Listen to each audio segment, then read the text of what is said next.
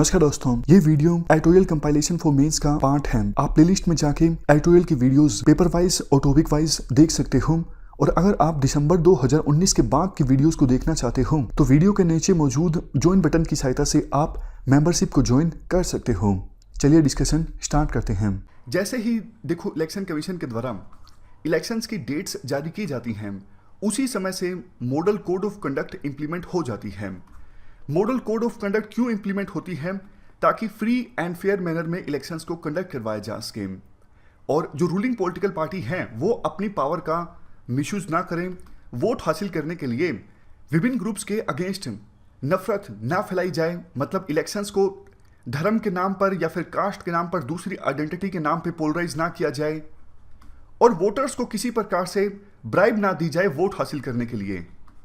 तो इन सब चीज़ों को कर्ब करने का काम करती है मॉडल कोड ऑफ कंडक्ट। पहले देखो हम ये डिस्कस करते हैं कि मॉडल कोड ऑफ कंडक्ट का जो ये कंसेप्ट है कब, कैसे और किस प्रकार से इवोल्व होता है।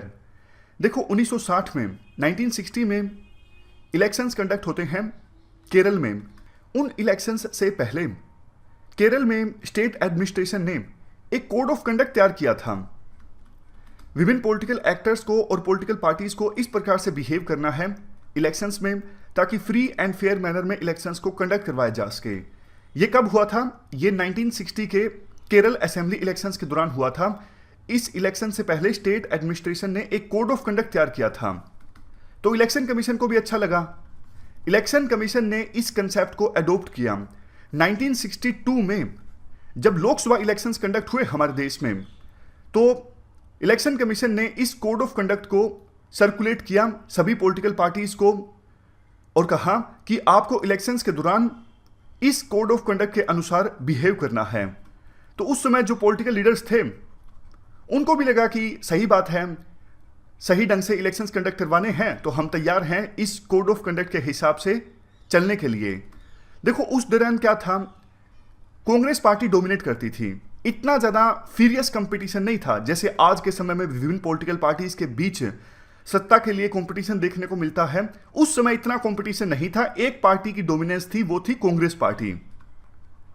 तो कोड ऑफ कंडक्ट को इंप्लीमेंट करने में ज़्यादा परेशानी नहीं आई क्योंकि पॉलिटिकल पार्टीज ने वॉलंटरी एक्सेप्ट कर लिया कोड ऑफ कंडक्ट को। आप कह सकते हो ये एक प्रकार से उस समय के पॉलिटिकल लीडर्स की कमिटमेंट थी फ्री एंड फेयर इलेक्शंस के लिए। लेकिन देखो हालात बदलते हैं।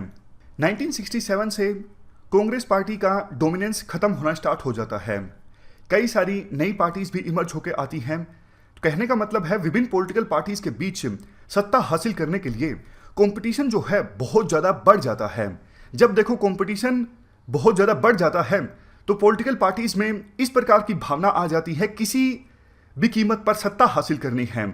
और ये जो बात है ना, किसी भी कीमत पर, ये पॉलिटिकल पार्टीज को एंकरेज करती है करप्ट इलेक्टोरल प्रैक्टिसेस को अडॉप्ट करने के लिए। और वही हुआ 1967 से लेकर 1991 के बीच पॉलिटिकल पार्टीज ने करप्ट इलेक्टोरल प्रैक्टिसेस को अडॉप्ट करना स्टार्ट किया सत्ता हासिल करने के लिए। जैसे वोटर्स को रिश्वत देना, इलेक्शन से पहले बड़े बड़े वादे करना, अगर हम इलेक्शन जीत जाते हैं तो चांद को धरती पर लेके आ जाएंगे, धरती को स्वर्ग बना देंगे, इस प्रकार के बड़े बड़े वादे किए जाने लगे।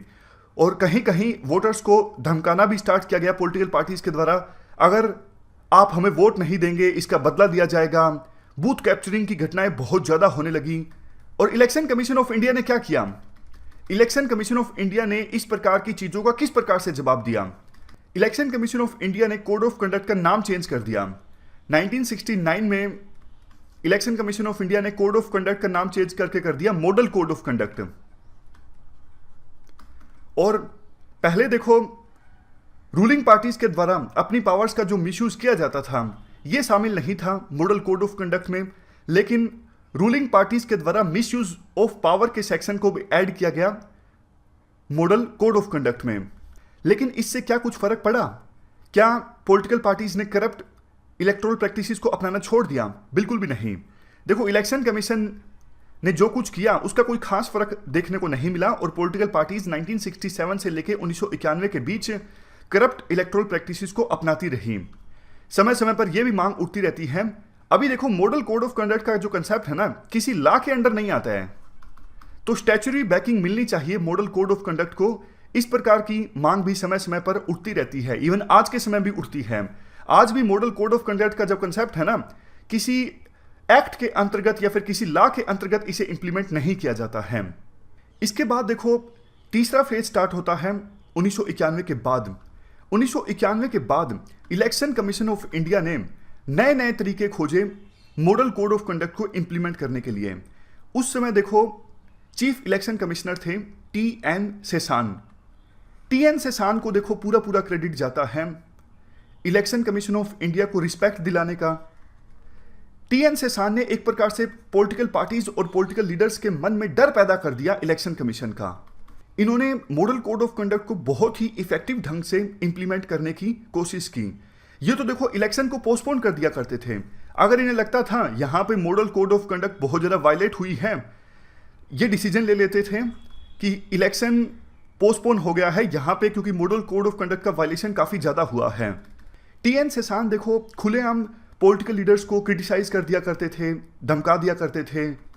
तो मीडिया भी उस समय काफ़ी जोश में आ गया कि इलेक्शन कमीशन तो बहुत ही अच्छे ढंग से काम कर रहा है। तो इनकी काफ़ी ज़्यादा तारीफ भी हुई थी उस समय टी.एन. सेसान की। इन्होंने कार्रवाई करना स्टार्ट कर दिया उन लीडर्स के अगेंस्ट जो मॉडल कोड ऑफ कंडक्ट को फॉलो नहीं करते थे। तो पॉलिटिकल लीडर्स और political parties model code of conduct को सीरियस लेना उन्होंने स्टार्ट कर दिया। क्योंकि देखो जब किसी पॉलिटिकल पार्टी पे आरोप लगता था कि इन्होंने मॉडल कोड ऑफ कंडक्ट को फॉलो नहीं किया है, तो जो ओपोजिशन के लीडर्स हैं वो तो इस अपॉर्चुनिटी का फायदा उठाया करते थे ना, और जनता के मन में रिस्पेक्ट कम हो जाया करती थी उस लीडर की। तो इस वजह से पॉलिटिकल लीडर्स ने सीरियस लेना स्टार्ट कर दिया मॉडल कोड ऑफ कंडक्ट को।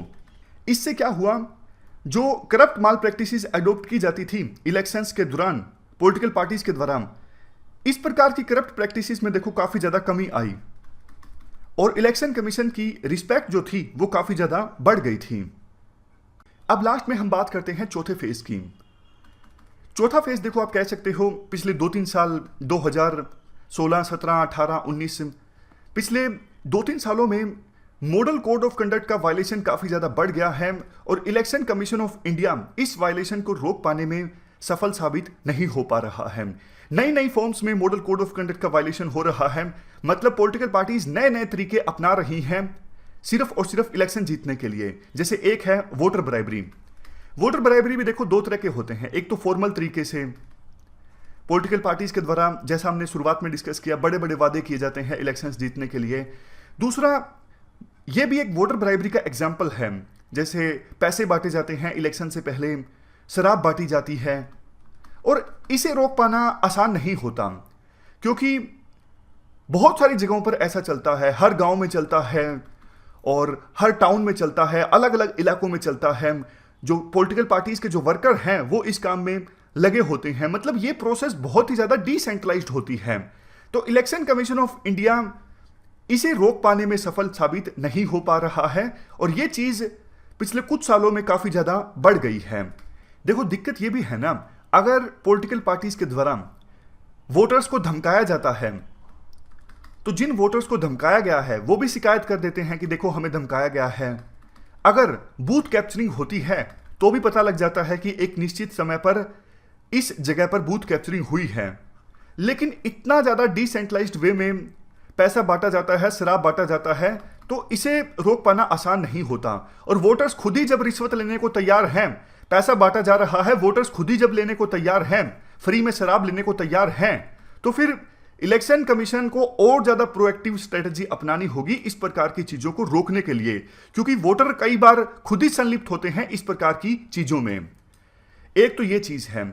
दूसरी चीज, आज के समय में देखो इलेक्शंस के दौरान मीडिया को बहुत ज्यादा मैनिपुलेट किया जाता है, बहुत ज्यादा इन्फ्लुएंस किया जाता है अपने फेवर में आउटकम लाने के लिए, मतलब इलेक्शन जीतने के लिए। लेकिन इलेक्शन कमीशन इस प्रकार के फेनोमेनन को रोक पाने में भी सफल साबित नहीं हो पाया है। चाहे वो पेड न्यूज़ की बात हो या फिर चोरी छुपे पीछे से किसी पर्टिकुलर चैनल को, न्यूज़पेपर को पैसा देने की बात हो, इस प्रकार की जो घटनाएं हैं इलेक्शन कमीशन उन्हें नहीं रोक पाया है और मीडिया का गलत इस्तेमाल किया जाता है विभिन्न पॉलिटिकल पार्टीज के द्वारा अपने पक्ष में हवा बनाने के लिए।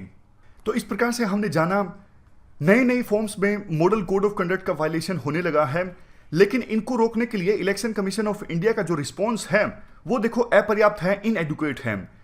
इलेक्शन कमीशन ने एक्सपेंडिचर ऑब्जर्वर्स को अपॉइंट किया है ताकि नजर रखी जा सके कैंडिडेट्स पे कि वो तय सीमा से ज्यादा पैसा तो नहीं खर्च कर रहे हैं। लोकसभा में जैसे एक लोकसभा सीट पर एक कैंडिडेट 70 लाख रुपए खर्च कर सकता है, इससे ज्यादा नहीं। तो मॉनिटरिंग के लिए एक्सपेंडिचर ऑब्जर्वर्स को अपॉइंट किया गया है।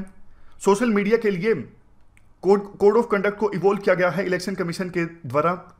और हाल ही में जब काफी ज्यादा क्रिटिसिज्म हुआ तो विभिन्न लीडर्स की जो बायोग्राफीज थी उन पर रोक लगा दी गई इलेक्शन कमीशन ने, ताकि वोटर्स को इन्फ्लुएंस ना किया जा सके।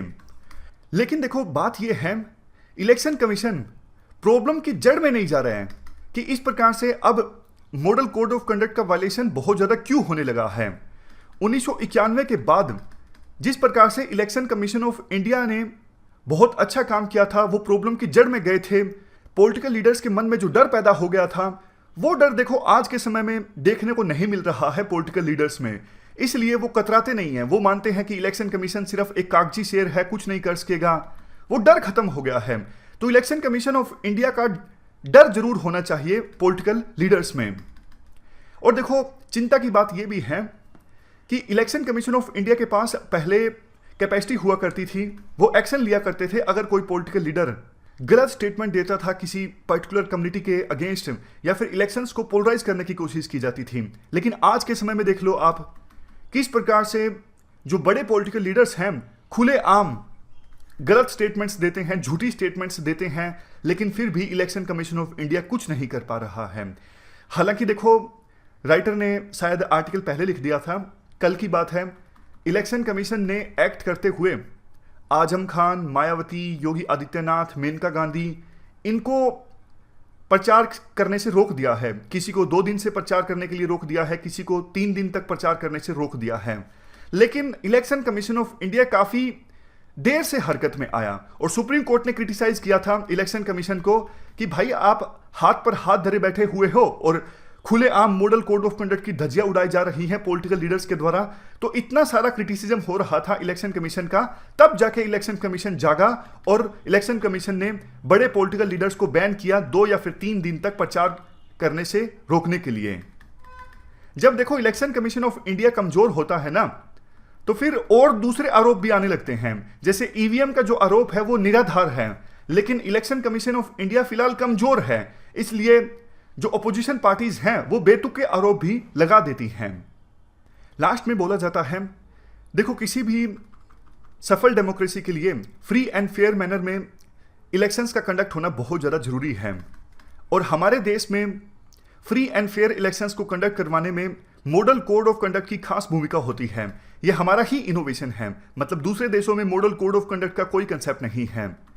लेकिन पिछले कुछ समय में पॉलिटिकल लीडर्स की, पॉलिटिकल पार्टीज की कमिटमेंट जो है फ्री एंड फेयर इलेक्शंस के प्रति वो काफी ज्यादा कम हुई है।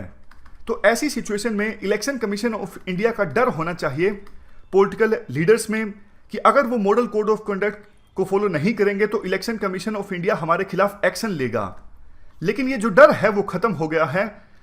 इलेक्शन कमीशन ऑफ इंडिया को इफेक्टिव स्ट्रेटजी अपनानी होगी ताकि मॉडल कोड ऑफ कंडक्ट को इफेक्टिवली इंप्लीमेंट किया जाए और पॉलिटिकल पार्टीज या फिर पॉलिटिकल लीडर्स जो हैं जिनकी कमिटमेंट नहीं है फिलहाल फ्री एंड फेयर इलेक्शंस के प्रति, उसको काउंटर किया जाए। ये पूरा आर्टिकल हमने डिस्कस किया। इस डिस्कशन में फिलहाल इतना ही है। Thank you very much for discussion.